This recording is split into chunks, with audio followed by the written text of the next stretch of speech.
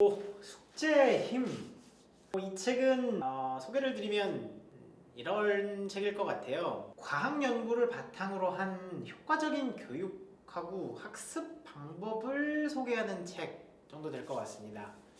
그래서 이 책은 뭐가 좋았냐면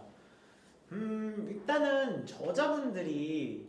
뭐 소아심리 전문가, 뭐 심리 상담사, 그리고 신경심리 교육자 뭐 이런 분들이 골고루 계시다 보니까 현장 이야기에 대한 어떤 부분들도 충분히 나오고 거기에 대한 어떤 이론도 좀 조화가 되는 그런 그 균형이 참 마음에 들었고요. 거기에 대해서도 그러다 보니까 어떤 주장이나 어떤 실천적인 얘기가 나오더라도 거기에 대해서 이제 그냥 막 썰만 풀고 내가 이걸 봤어 여기서 끝나는 게 아니라 어떤 근거나 연구나 이런 걸 가져와 주려고 하는 그런 어떤 객관적인 어떤 수치나 이런 게 조금 이게 따져가면서 보는 입장에서는 조금 좀 편하게 느껴졌었고, 그다음에 이제 그게 단순히 그냥 그런 뭐 연구 자료가 이런 게 있었습니다 그래서 끝나는 게 아니라 그래서 이제 이걸 쓰려면 그래서 이런 게 있었으니까 어떻게 써야 될까요? 라는 걸 이제 실천을 위한 어떤 지침들도 같이 넣어줘가지고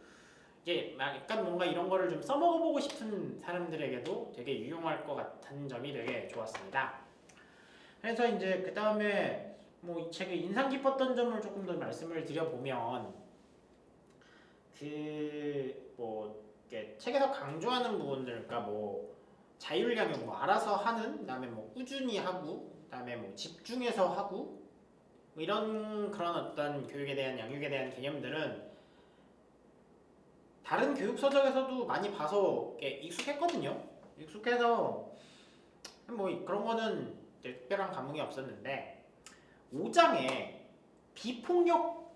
대화 습관, 그러니까 약간 비폭력 대화 습관이 아니고, 그러니까 5장에 효율적 대화 습관이라는 게 있었는데 그 효율적 대화 습관이라는 건 내용을 보면 이게 비폭력 대화라는 게 있는데 거기서 가르치는 내용이랑 그냥 똑같았어요. 그래서 뭔가 약간 이게 그걸 그냥 통째로 그냥 복사 붙여넣기 해놓은 느낌이라서 그냥 되게 그게 이렇게 그냥 똑같은 걸 그냥 쓱 갖다 놔도 되는 건가라는 게 조금 이게 이상하면서도 신기했고, 그다음에 이제 사실 이제 그런 것까지는 좀 이제 알고 있는 것들에 대한 어떤 신비로움이었다고 하면 이제 가장 이 책에서 정말 이렇게 인상 깊었던 부분은 미디어 사용 습관에 대한 부분이었는데, 이게 뭐 여러 가지 얘기가 있었지만 핵심은 어쨌든 30분까지는 조금 더 효율적일 수도 있지만 뭐 이제 다른 학습이나 이런 데 도움이 될 수도 있지만 30분 이상 쓰면 하고 간다, 이게 핵심이잖아요. 그래서 이게 30분 쓰면 이게 그렇게 간다는 이게 너무 충격을 받은 게, 요즘 사회에서 솔직히 지금 이 영상도 그렇고 우리가 30분 정도를 어떤 이런 미디어, 그러니까 사실상 이게 전자기기인데 전자기기를 안 쓰고 이제 그러니까 하루에 30분만 전자기기를 쓴다는 건 말이 거의 안 되잖아요. 뭐 사물 인터넷이다 뭐다 해서 지금 냉장고에도 뭐 이게 디지털 화면이 붙어 있는 그런 시대인데, 그러다 보니까 이게 문제가 있다는 얘기를 듣고서도 그래 한번 이게 그럼 뭐 이걸 알아보는 거랑은 별개로 만약에 그럼 이걸 실천한다 그러면 어떻게 되는지라는 생각을 하려고 했었을 때 이게 거의 뭐라고 느껴졌냐면, 왜 그런 거 있잖아요. 이게 여러분 이제 식단 관리 하시려면 이게 뭐 삼시세끼 집에서 직접 해 드시고 이게 소금 설탕 넣어 드시지 마시고 향신료 많이 넣어 드신 다음에 푹 주무시고 열심히 정기적으로 운동하세요. 약간 이 얘기 듣는 거랑 비슷한 느낌이라 좋은 거 아는데 그거 하기가 쉽니?라고 이제 물어보고 싶은 그런 상황이 좀